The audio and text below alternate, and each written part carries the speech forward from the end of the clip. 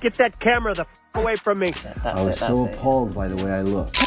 The people that try to make you scared, you know, and fight back. It's been a dream to join the MCU. The movie is called The Fantastic Four. I'll confess, I did all my stretching for... Just like we see with every single Marvel movie released, the big lead up, the excitement, the hype that the mainstream media desperately tries to generate. And it always ends up happening this way. And now you got Disney CEO Bob Iger only making matters worse. Pedro Pascal breaks down as Fantastic Four viewership crashes to zero. Marvel's fresh start for one of its oldest superhero teams was supposed to be the film that changed everything. A billion-dollar reset button would lead directly into Avengers, Doomsday, and restore the MCU's reputation. Instead, it's turned into a nightmare. The movie collapsed faster than anyone expected, critics are dragging it across the coals, and fans are openly blaming the one-man Marvel bet everything on, Pedro Pascal. For months, Marvel marketed Fantastic Four, first steps as the star-powered comeback the franchise desperately needed, plastering Pascal's face on every poster, every trailer, every late-night interview. But the gamble backfired. What began as a $117 million opening weekend quickly spiraled into one of the steepest drops in Marvel history. Disney and Marvel Studios, they went into panic mode, they went into damage control mode, over, of course, all the Hollywood trades talking about this. A collapse so sharp that analysts now compare it to the Eternals. And worse, the conversation isn't just about the box office anymore. It's about whether Marvel's biggest star has just exposed the cracks in the empire they've been trying so hard to hold together. And while Marvel panics in silence, refusing to talk numbers, refusing to address the backlash, DC is trying to spin its own struggles, rushing Superman out of theaters before the headlines turn ugly. Meanwhile, an unexpected challenger, a Netflix animated musical of all things, is storming into theaters and threatening to steal the cultural spotlight from both Marvel and DC.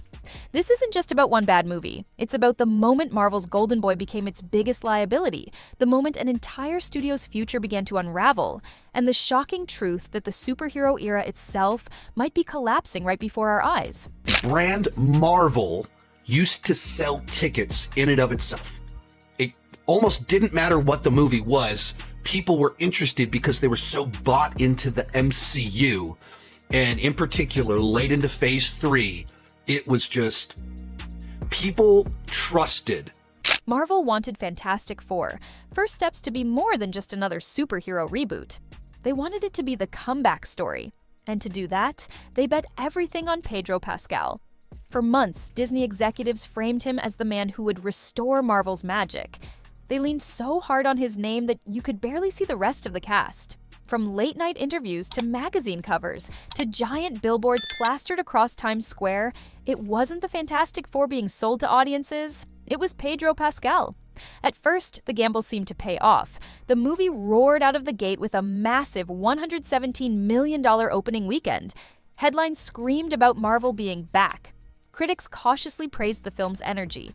Fans showed up opening night out of sheer curiosity to see what Pascal would bring to Reed Richards, the MCU's newest centerpiece. For a brief moment, Marvel thought they had pulled it off. But then came week 2. The so-called star power fizzled almost overnight. Audiences didn't return. Instead, the film suffered a brutal 66% collapse at the box office, one of the sharpest drops in Marvel history. Now, given that the Fantastic Four First Steps box office situation is throwing both Disney and Marvel Studios into a state of panic for obvious reasons, we know that those out there like Pedro Pascal, who continues to make things political during the press tour of this film, it's not helping at all in any case. And one thing is for certain right now is that the numbers that they're pulling in right now for the box office metrics, these aren't the numbers that they were hoping for, especially before Spider-Man Brand New Day and Avengers Doomsday in, of course, 2026. Suddenly, the narrative flipped. Instead of being hailed as Marvel's savior, Pascal was painted as the reason fans stayed away. Social media lit up with criticism, calling his performance awkward, off-tone, and miscast. Fans said he felt like a parody of Reed Richards rather than a believable genius. What Marvel had branded as their big reset quickly started looking like a bigger embarrassment than the Eternals. Pedro Pascal, once the golden boy of Hollywood, was now being mocked as the face of Marvel's biggest miscalculation. The numbers that followed made things even worse. After its flashy start, Fantastic Four, First Steps fell apart faster than any Marvel exec dared to admit. Globally, the film clawed its way to $441 million, and analysts now believe it won't even reach $500 million. A shocking failure for a project that was supposed to hit at least $800 million just to be considered safe. Domestically, the picture looked even uglier. The film is unlikely to cross $300 million, placing it among Marvel's weakest performers of all time. For context, this is a franchise that once guaranteed billion-dollar success. Now, not only did Fantastic Four miss its projections, but it missed them by a mile. Industry trackers called it a textbook box office implosion. And unlike smaller-scale flops, this one couldn't be hidden. Charts showed week after week that the movie was underperforming every single benchmark. The projected ranges were lowered again and again, and still, the film managed to sink beneath even those lowered expectations. It wasn't just a stumble, it was a full-on nosedive. For Marvel, this wasn't just about money, it was about optics. Every headline wasn't just about a film failing, but about Marvel failing. And every headline mentioned the same name, Pedro Pascal. The man who was supposed to carry the MCU into its next era had now become the symbol of a collapsing franchise. So how did Marvel respond? With silence. Absolute, calculated silence. No early digital release like DC did with Superman, no spin campaign about fan love, no triumphant press release celebrating milestones. Instead, Marvel's strategy was simple: bury the body and hope no one talks about it again. The studio knows releasing Fantastic Four to Disney Plus right now would only magnify the backlash. Why? Because the film's reputation is already radioactive. Putting it on streaming early wouldn't create excitement. It would just remind audiences that Marvel's next big thing was actually a humiliating flop. Worse, it could infect anticipation for Avengers: Doomsday, which Disney is counting on as their next mega event. But silence hasn't saved them. Fans on social media are dragging Marvel daily, posting memes about Pedro Pascal's performance, joking that Marvel has lost the recipe, and openly questioning if Disney even knows what its audience wants anymore. Critics have joined in too, saying the studio leaned so hard on Pascal's hype that they forgot to give fans a story worth watching. Inside Marvel, the panic is real.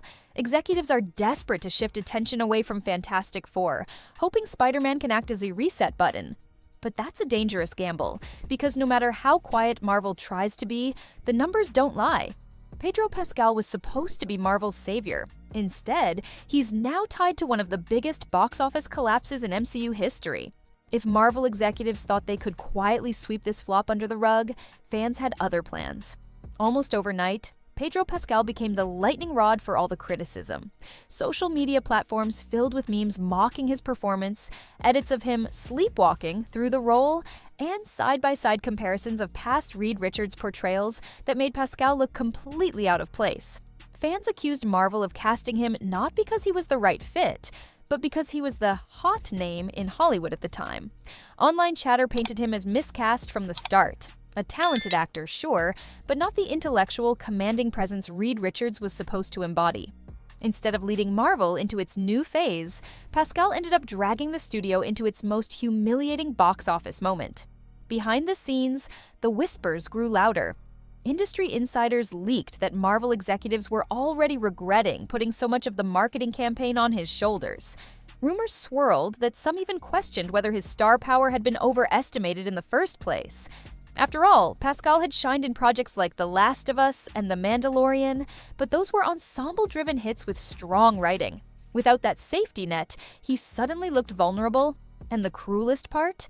Pascal himself, once hailed as Hollywood's golden boy, was now being branded as the actor who destroyed Marvel's reboot before it ever got off the ground. While Marvel scrambled in silence, DC tried to seize the moment. James Gunn made a bold move, pulling Superman from theaters far earlier than expected and rushing it to digital. On the surface, he claimed it was all about timing with Peacemaker, wanting fans to experience Superman before the next big streaming release. But nobody was buying that explanation. The truth was written in the numbers. Superman had made around $586 million worldwide, a decent total on paper, but far from the $700 million break-even point many analysts expected. By cutting its theatrical run short, DC avoided the embarrassment of letting it quietly fizzle out at the box office. Instead, they shifted the conversation to streaming, where they could spin the narrative however they wanted. And in some ways, the strategy worked. Compared to Marvel's disaster, Superman looked like a win. Headlines declared DC had outperformed Marvel, even though both films struggled. But here's the catch. It wasn't a true victory. DC wasn't celebrating record-breaking numbers. They were simply minimizing damage. Still, the optics were clear. Marvel looked like it was sinking, DC looked like it was scrambling but surviving, and Pedro Pascal was at the center of the internet's ridicule. Just when it seemed like the summer was going to be another tired Marvel vs. DC showdown, an unexpected challenger came crashing in from the sidelines. And it wasn't even a superhero movie. It was an animated juggernaut called K-pop Demon Hunters. What started as a Netflix original quietly snowballed into one of the biggest cultural events of the year.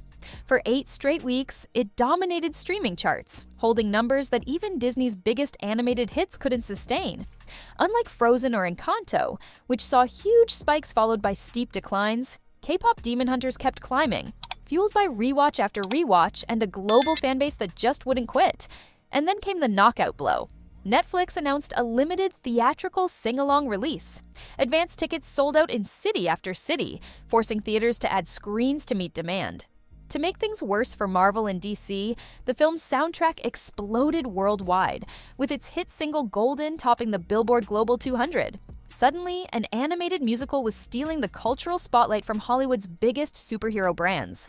For Marvel, the timing couldn't have been worse. Fantastic Four was already dead in the water, and now Netflix's surprise hit was pulling attention, theater space, and cultural momentum away from the entire superhero genre. Compared to the raw energy of K-pop Demon Hunters, Pedro Pascal's Marvel flop looked even weaker. A failed experiment that proved no amount of star power could save a franchise running out of steam. With Fantastic Four collapsing and Pedro Pascal being roasted as the face of Marvel's worst gamble yet, Disney's strategy has become crystal clear: damage control at all costs. Instead of trying to fix the flop, Marvel is shifting all its energy toward the one card they still have left: Spider-Man. Even though the next Spider-Man outing is technically a Sony production, Marvel knows it's their only shot at rebuilding goodwill before Avengers: Doomsday. They're banking on the friendly neighborhood hero to remind fans why they love the MCU in the first place. But that gamble is a dangerous one, because if Spider-Man underperforms, or worse, gets overshadowed by another cultural juggernaut like K-pop Demon Hunters, Marvel won't just be facing another bad headline, they'll be staring down the possibility of an Avengers film with a cold, uninterested audience. And in Hollywood, that's the ultimate nightmare. Big event films live or die on momentum. They need excitement, trust, and fan faith. Right now, Marvel has none of that. And every time Pedro Pascal's name trends alongside the word flop, it chips away at the confidence Disney so desperately needs. For years, Pedro Pascal was untouchable. He was the internet's favorite daddy, the leading man who could do no wrong, the actor who made every project feel like an event. But Fantastic Four changed that overnight. Suddenly, the same fans who once adored him were questioning his range, mocking his performance, and labeling him as the man who ruined Marvel's reboot. Industry insiders are already whispering that Pascal's Marvel failure could haunt his career for years. Some speculate that Disney may quietly distance itself from him, minimizing his role in marketing for future projects or sidelining him altogether. Others worry that Hollywood may hesitate to hand him another major franchise role after this kind of public implosion. The harsh truth is that Hollywood loves to build stars up and then tear them down just as quickly. And Pascal, once at the very top, is now watching his carefully crafted image crack under the weight of Marvel's biggest disaster. What was supposed to be his crowning achievement might end up being the role that defines him for all the wrong reasons. Pedro Pascal breaks down as Fantastic Four viewership crashes to zero. Marvel goes silent, DC scrambles to spin its own losses, and Netflix of all companies steps into the ring with an animated musical that steals the cultural spotlight. It's the perfect storm: Marvel's panic, DC's fumble, and an outsider rewriting the rules of the box office. For Marvel, the damage is already done. Their fresh start turned into their most public humiliation. For Pedro Pascal, the golden boy who was supposed to save the MCU, the flop has tied his name to Marvel's decline. And for audiences, the real story isn't about who's saving the world on screen anymore.